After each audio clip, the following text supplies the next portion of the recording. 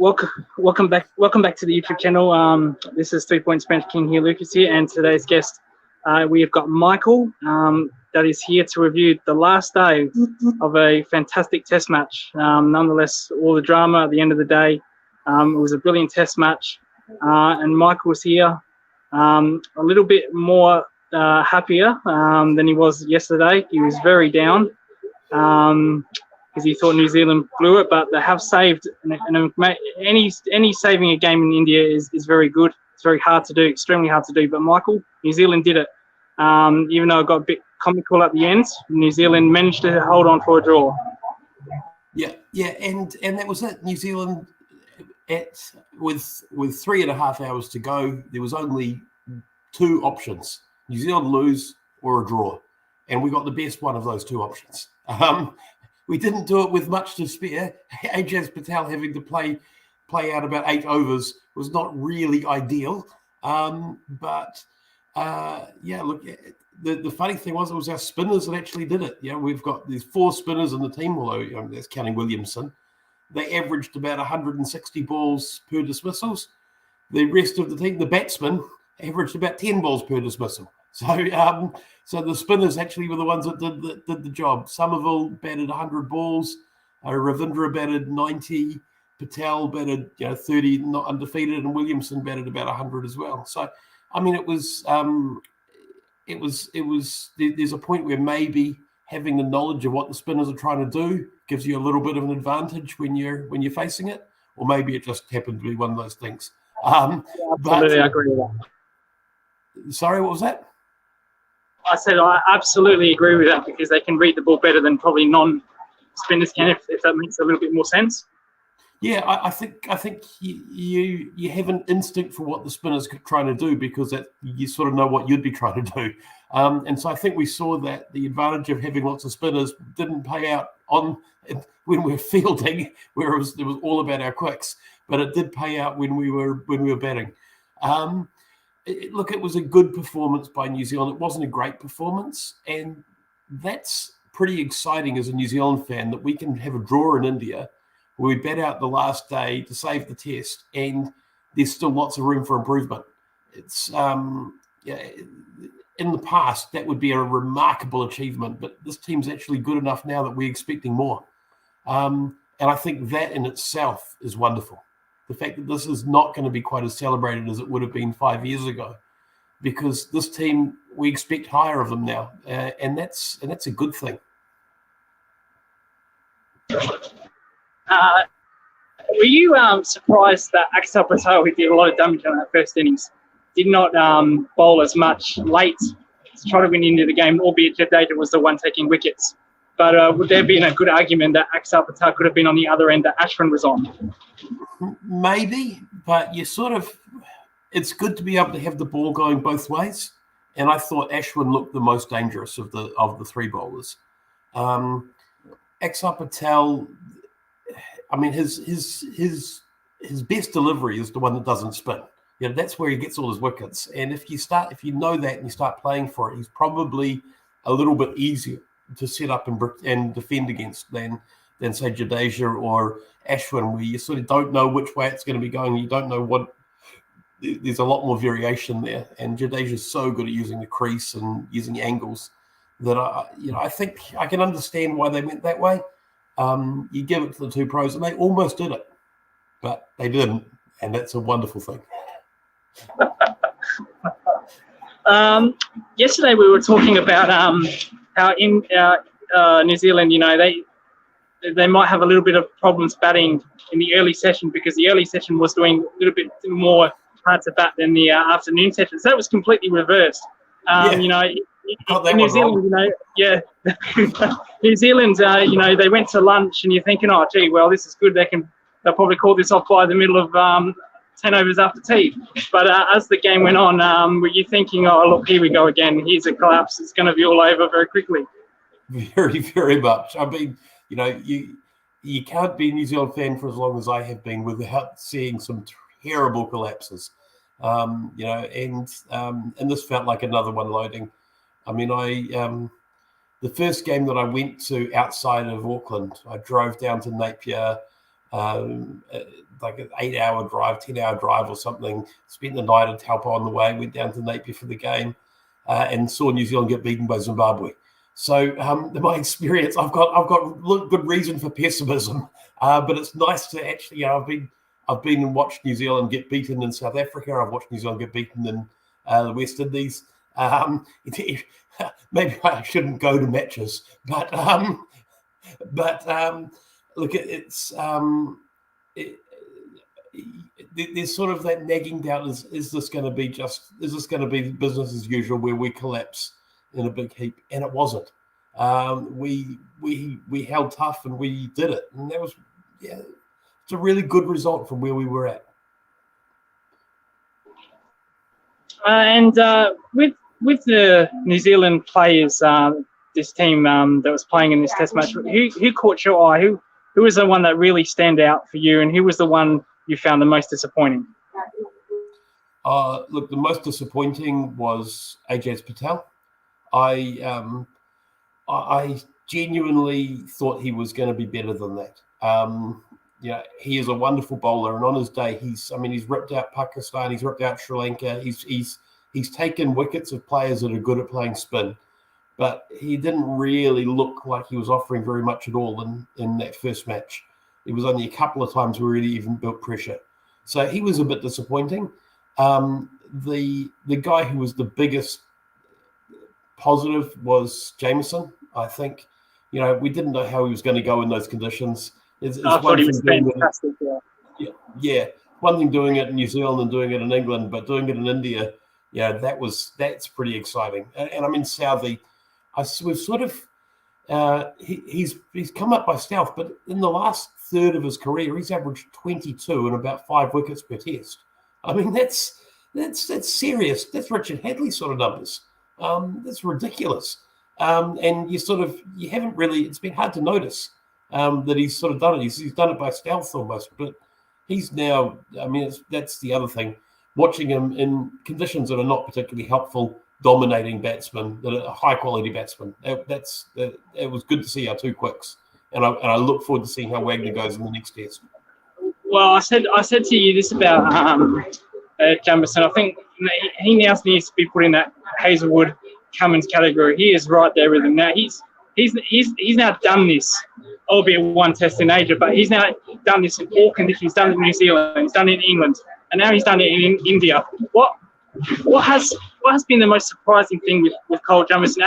Was he like this in domestic New Zealand, taking all these wickets? Did he have a very good average, or was it just a spur of the moment thing, low on bowlers? He was a leading wicket taker. How did he become in this team? How did he get into this team? Oh, look, he did all right in domestic cricket, but he had a couple of really good performances, and they were the sort of thing that was like, oh, this guy, maybe there's something here. But he really came on after his first couple of games for New Zealand, when he went and Dale Hadley worked with him and added the swing, because he wasn't swinging the ball before. He basically bowled seam, and now he swings it both ways, and it's like, what? Where did this come from? And that's pretty handy at his pace and height to swing it both ways, particularly his height, because you get longer along the pitch when it's coming from so high. So you've seen there's a few good swing bowlers who are really tall, and it's really hard to play. Daryl Tuffy was another one. When he was on, he was almost unplayable. And I mean, Jameson's even taller and a much better bowler. But the big surprise actually has been his batting, because he batted at number 9 for Auckland and averaged 15 or 13 or something for Auckland, and when he played for Canterbury, he didn't do much better. So he was a 9 or 10, and now people are talking about him as a test all-rounder. So that was a bit of a surprise. That's been the big surprise with his career, really. His bowling, he looked like a guy that was going to average mid-20s. He didn't look like a guy that was going to average 15. But he's still a lot of career to go. I don't know if he's going to keep his average in the Charlie Turner, George Lohman sort of region where it is at the moment. Well, you did mention his batting. It's very nostalgic to see a big tall man wear the cap instead of the helmet. They remind me of all these tall batsmen in the 80s, 70s. Tony Gregg was a very tall play. You know, Yeah. reminded me of that. You know, because of the laws and safeties and that. It just brought a trip down memory lane. When you see a big tall man as Jamison, because he's very big, you know, he can easily be a center in a basketball. Just a very nostalgic moment to bring out the cap and bats. And he did well. I think he did well in the first innings. He made it 20-odd, I think. So even in these conditions, he still showed that he could actually hold a bat in these conditions. Yeah, and I think no one's more surprised than the people that have followed him in domestic cricket about his successes with the bat. And people talk about him being an opening batsman for his school team. He wasn't really. I'd watched him playing for school grade because I knew his family a little bit, and so I'd seen him playing. He was a bowler that slogged it a bit at the top, really. And so it is a big surprise how well he's doing. But look, for me, this was just a wonderful test. Yeah, this was world number 1 versus world number 2 at the home of the world number 2, and they threw everything at it. The two teams threw everything at it and couldn't be separated. And that was what a wonderful advertisement for Test cricket. You could watch.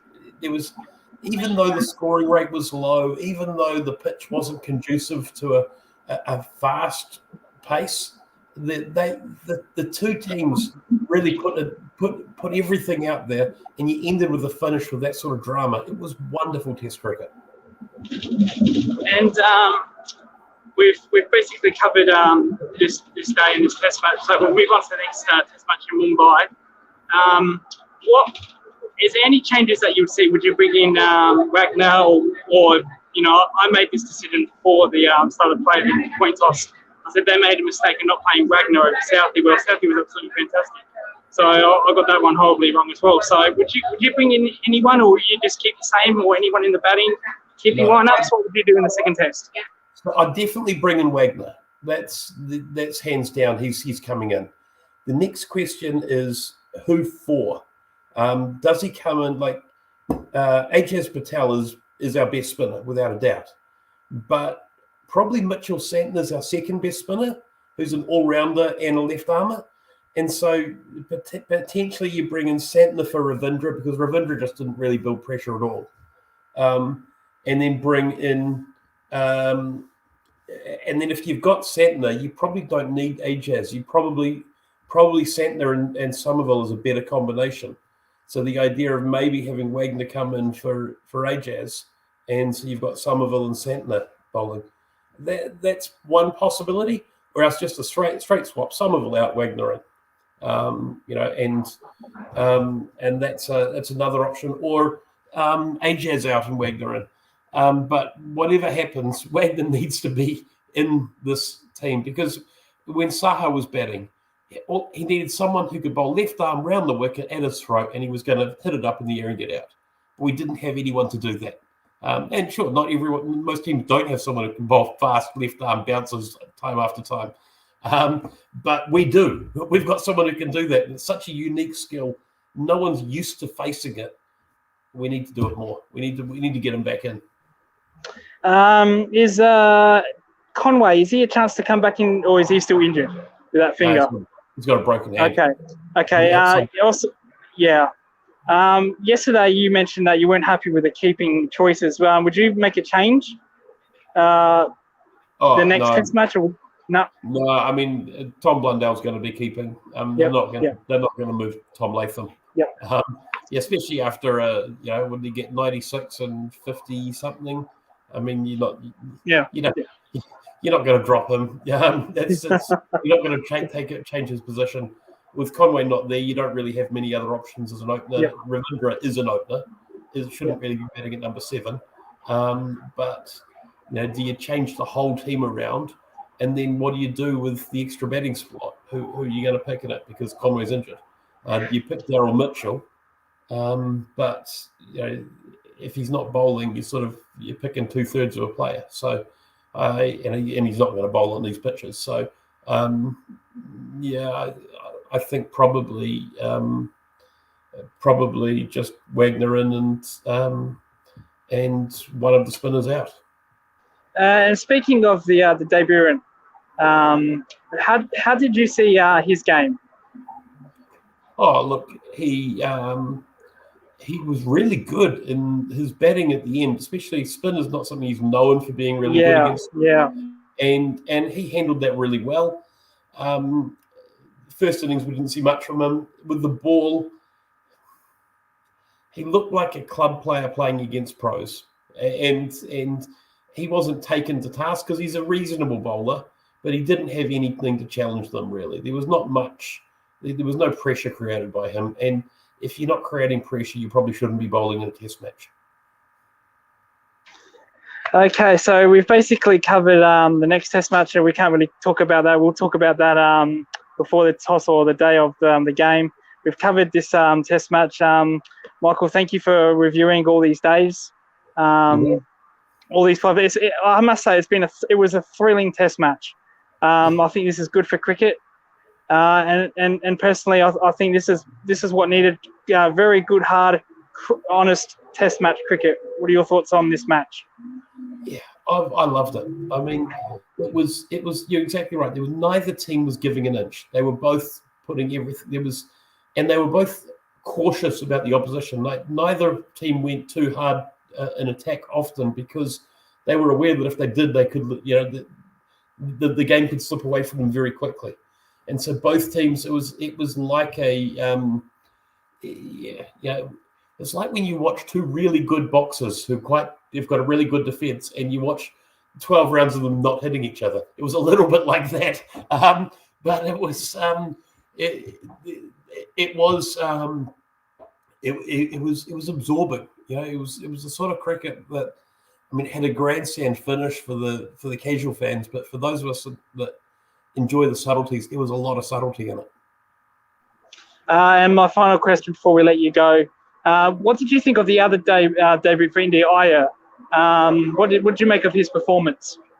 Oh, look, I've rated him for a while. I really enjoyed watching him in ODIs, and he just looks like a player who scores runs without you noticing him scoring runs. Like Yunus Khan was like that. Yunus Khan would play an innings, you get to the end and you'd think, gosh, was he on 140? I hardly remember a shot he played. And you look back on the highlights, he played some nice shots, but he just suddenly ended up on a big score. And Devon Conway's a bit like that as well. You're sort of like, he's got how many? And Iyer's the same.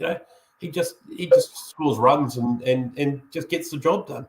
And that's a pretty good way to start your career when you're already doing that as a newbie. Well, absolutely. I thought both debuts from New Zealand and from India played really well, very solid. Showed value for wickets, especially Iyer. But that's just my opinion. Obviously, everybody has their own. I don't know if he's been named man of the match yet officially, but he was pretty likely to be. I think Patel would have got that. No, he's been given given man of the match. Iyer is man of the match. That's not a benefit man of the match. Yeah. Well, I said to you yesterday that there's only you can only get better from here. So he set a very high pedestal. So there you go, just confirming Iyer has man of the match. And the next test will be in Mumbai. We'll wrap this show up. Thank you, Michael, for coming in these 5 days, reviewing this test match. Very great test match. Really appreciate it, and we hope to see you reviewing this in Mumbai. And hopefully, let's hope for cricket's sake, it's just as entertaining. It might be very hard to do because this was an entertaining match, but we just hope it's entertaining and not a snooze fest. So thank you, Michael, for coming in. Hey, thanks for having us. No problem at all. So once again, thank you for Michael. Make sure to like and subscribe, and do follow Michael on Twitter. He loves interacting with people and loves getting opinions and retweeting. So please follow him. Thank you for watching, and we'll see you in the next test match at Mumbai. Thank you, Michael. Catch you later.